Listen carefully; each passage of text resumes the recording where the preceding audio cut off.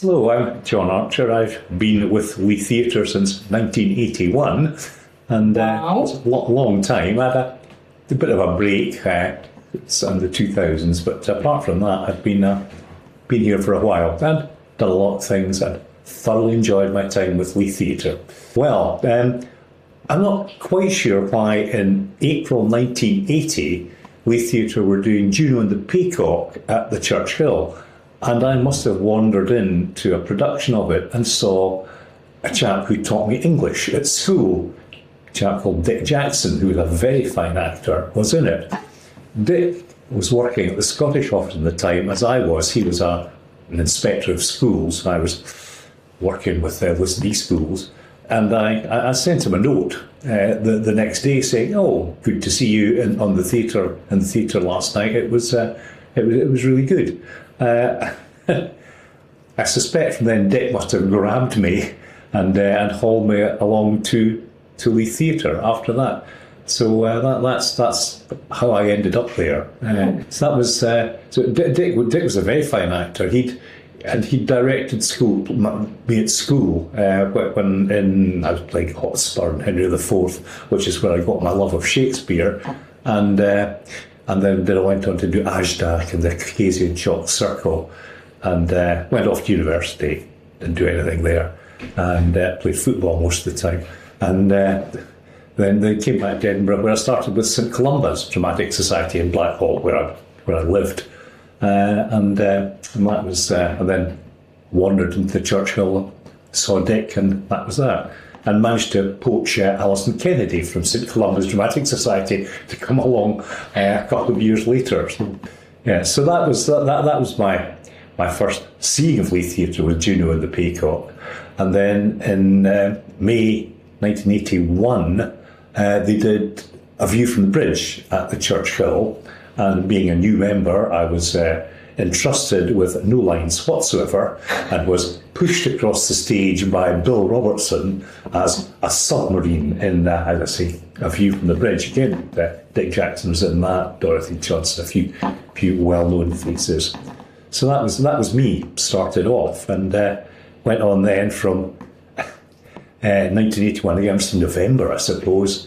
We did A Month in the Country, which is a horrendous play, but never mind. And that was I was given a speaking part there. I had a line, which I seem to remember was "Dinner is served," playing the elderly retainer, and that was also Marion Donahoe's starring role, singing on stage about picking raspberries or something like that. But don't tell her I said that; she'll be very embarrassed. So yes, the three lines I always wanted to say were that dinner is served, and I got to say another one of them, that anyone for tennis.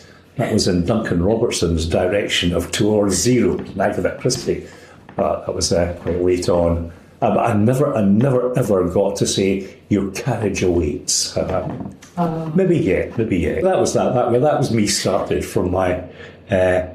From my one-line dinner is served. I went on and had several fairly large speaking parts after that. Yeah, I think the memorable ones that I had were All My Sons, where I played Joe in that. That was a very hefty part. And I love Arthur Miller's plays, so that was great. That was a very, very good production. And going on from that, A Man for All Seasons with John McCall, the late John McCall, playing Thomas More. That was a marvellous production at Church Hill. The ending was absolutely fantastic with that. It was Andrew Wilson doing the lighting in that, where More gets beheaded, and that was very, very moving, very scary. That was also Plus, I was playing the young Henry VIII. Hadn't quite got the belly that I have now, and my tights fell down on stage when the belt went. I had to limp about the stage, holding my tights up with one hand, saying my lines with the other.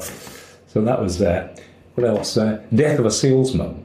There's getting on a little in years, and playing one of the boys, along with a chap who you may have heard of called Mark Bonner, the pair of us were the salesman's sons. That was a cracking show as well, again with John McCall as the salesman. So I'm pleased with that.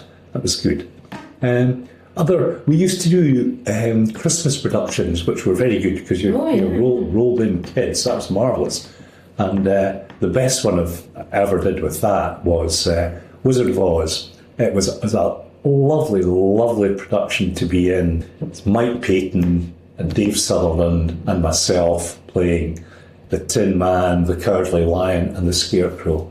We had a whale of a time. It was great fun. Just sadly, Mike or Dave have gone far too early. But that was super fun. My last play that I did, really a 3-act, was again produced by the late Ewan MacLeod, who was a very good friend, and Pat Blaine, his wife, was also a very good actress. The Herbal Bed. That was in 2002, and that was a marvellous play. But that was the last time I did any 3 acts. Bill Robertson came to me in 1995 and said, "You quite like the Scots language?" I said, "Yeah, I do. I'm quite involved with that." And I said, "Why don't you do a Scots version of The Taming of the Shrew?" So I did. Taming of the Shrew was very easy to put into Scots because it is totally non-politically correct, and Scots suits it very well. So that was 1995. Did that at the Fringe, and that went down very well. There were full house notices going up. So there we go. That's unusual with that. And then 14 years later, 2009, we tried to do a life of Robert Burns, which again, Burns was quite a fan of Burns.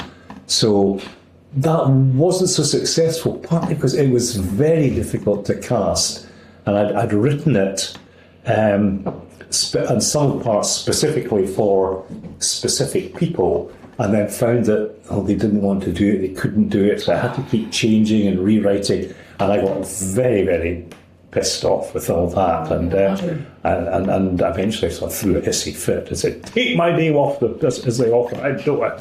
So that was pretty stupid on my part. However, that was done, and then so that 14 years later, was Alison Kennedy again came to me and said, "Why don't you do a Scots version of A Midsummer Night's Dream?" So there we are, 2023.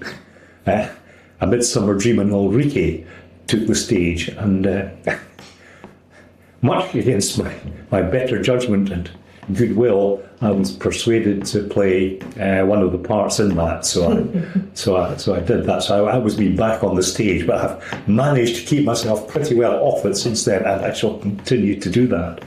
So there also for a while the club did an annual Burns show, which I wrote, which brought in good money actually for the club. We were doing 9, 10, 12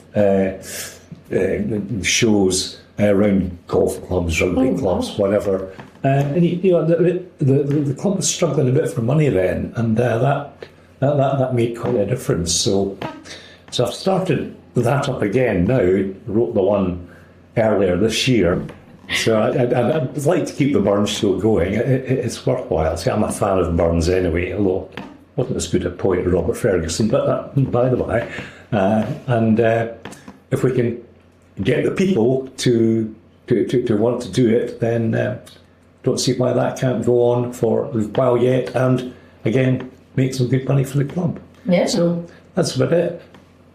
I don't act now really, apart from Burns shows that are forced, but I'm very happy to help out along the club. It's a marvellous club. I've had great fun with it, great times, great memories, and great friends.